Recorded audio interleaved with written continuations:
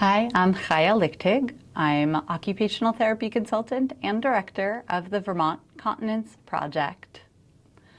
Let's talk about building your toilet time toolbox. There are lots of things you might want to have in the bathroom or available to you to make toileting more successful and enjoyable for you and your child. Building your toileting toolbox is also a great activity to do with your child to prepare for a sitting schedule. Let's start by thinking about the physical supports or supports for the body that your child will need when they are in the bathroom. The number one support that we suggest for all people, children and adults, is a footstool. As you'll learn from our toilet positioning video, a footstool is 100% necessary for children to be successful at having a full, easy, and complete bowel movement while sitting on a Western-style toilet. It is also essential for many, many children when trying to have a complete and relaxed pee, because our high toilets do not make it possible for bodies to relax completely while sitting. We also suggest a seat reducer for many, many children. Seat reducers are the inserts that you put into a toilet seat, and you'll see in the picture here the family style seat reducer, which is a seat reducer where the hinge of the smaller seat insert is built right into the larger seat. So it's nice and secure, and it's easy to take out of the way when an adult is using that toilet.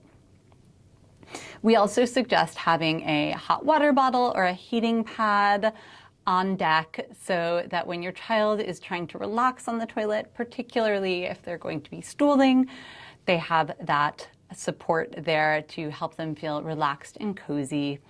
And finally, if your child is likely to do any sort of eliminating on the toilet, having wipes on hand can be a really good idea. It's much easier to get clean that way than with toilet paper. We also think supports for breathing are really important.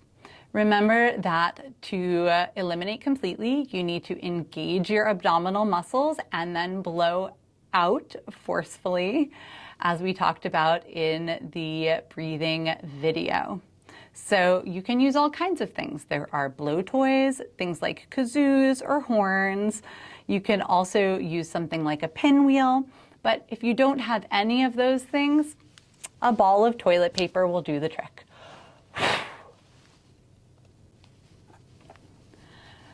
Other things that you'll want to have in the bathroom are things that give your child information, especially information about how long you are expecting them to sit if they are still in the phase where they are working on getting their body to pee or poop when they get to the toilet. So we've talked about in many other videos, making sure that you have a clock or some kind of timer on hand in the bathroom that shows the time, not just tells it.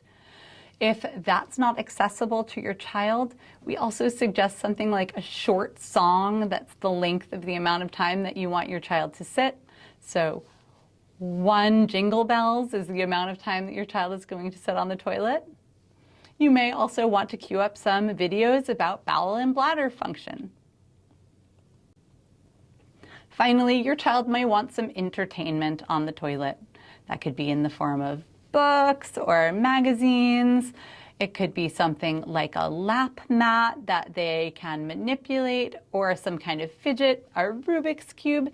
It doesn't really matter what they're holding onto, so long as it's not really, really engrossing like a tablet or phone might be.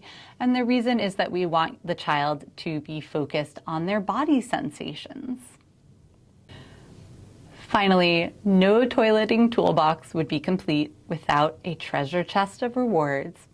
Doesn't need to be anything fancy, but for some children, being able to see the rewards that they'll be able to get once they engage in the toilet task we're asking of them, that can be a big motivator. Make sure that you have those rewards on hand and close by, but not so easy to get to that your child can reach them whenever they please. We often say a high shelf is a great location.